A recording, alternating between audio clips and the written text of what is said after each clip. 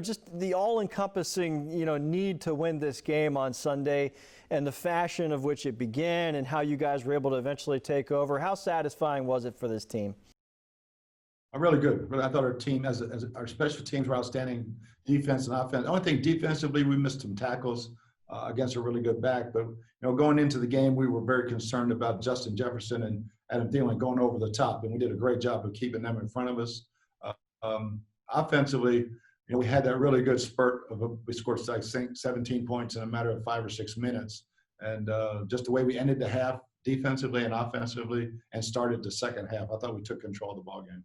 And, the fact a lot was made out of that first quarter. Obviously, the missed tackles, there were a couple of penalties as well that just kept their offense on the field and kept your defense on the field, unfortunately. But there were good stops when you needed them, and also some opportunities missed by their kicking game that allowed you to stay in the game. Did you think when it was 6-0, as poorly as things had started, we're hanging around here, we're going to get a grasp on this? Yeah, there was no panic on the sideline. Everything was cool. And then, hit the play to Scotty over the top, which really wasn't even designed to go to him. But Tom, great job with the offensive line, giving him so much time. And that kind of jump-started everything on the sideline. How has Scotty Miller's role kind of evolved a little bit? I know when Antonio Brown got here, the first thing everybody outside of the building says, well, what about Scotty Miller? What's going to happen to him? And he's been involved. And yesterday showed just that one catch, but it was a game-changing play. Really was a game-changing play. And, we didn't have that many offensive snaps yesterday, so it was hard for anybody to get a bunch of snaps or a bunch of targets. But again, ran the ball well. Offensive line was outstanding. We had a chance to have another no sack, no penalty, no turnover game. We had the one false start that kind of ruined that for us. But it was really, really well played by the offensive line. At the end of the first half, you guys get the touchdown from Ronald Jones. It's 14-6, and not much is said about the following series, which was the 3-and-out that you guys forced. It was 20 seconds or just over that. How tempted were you after the second down running play to not use a timeout and to let the clock expire? Or was that when you saw that it was going to be 3rd and long, you've got to take a timeout there? Well, I saw we had 2 timeouts, so it's like, okay, they ran the ball, I'm taking one. We get the stop, we get the stop. If not, I think we're still good shape of them not scoring. Just really, really close. I thought we were going to break that punt return. And then Tom came out with the offense and did a great job of getting us to midfield to have a shot at the Hail Mary. Are you surprised more teams don't do that at the half? If you're anywhere, anywhere near midfield, just chuck it down there. Maybe you do get a call.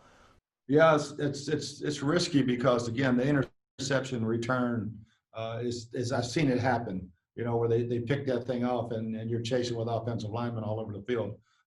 Same thing, Bradley Pinion can hit a 65-yarder, and it was like, should we try this? No, I'm not giving them a chance to run that field goal back. So everything it worked out great. I thought it was a good call. The guy was mugging rock, and we got the field goal before the half and then come out right after half and scored a touchdown. And that touchdown to begin the third quarter, was that really the point in the game where now our defense is going to have a chance to do something? Yeah, we got them in a 2-score game. Now their running game is going to have to take a back seat. And once we got them in that, the defense just got after the quarterback. Our pass rush was relentless. Sue, Pat O'Connor getting one, and then, of course, Shaq and JBB doing their thing. How do you see this running game moving forward? I guess depth chart-wise, Leonard Fournette inactive. Do you see all of these guys playing at some point, or maybe a kind of where you go back and forth between Shady and Fournette and Ronald Jones? How much workload do these guys get here moving forward? Yeah, each week's different. On the game plan, we wanted to get Shady back in on 3rd down, and then Keyshawn gives us some stuff. He gives us a heck of a young running back, but he also plays special teams. So Leonard did nothing wrong. Leonard, we love Leonard. He's a heck of a player. Just I can't dress them all, and so I can't have 6 backs or 5 backs dressed, and so yeah, and each role is different every single week. And on Sunday, you said it was something that stood out to me, and it was very simple. We're day by day, trying to get through today, trying to get through tomorrow. But when you get this far, and especially in December, and now teams are starting to gear up for what's ahead of them, does the big picture enter at all, or is this just about getting to Atlanta this week for you guys? Yeah, the big picture, we started talking about the big picture 3 weeks ago and where we stand. And this was a huge game because of the tiebreaker with Minnesota.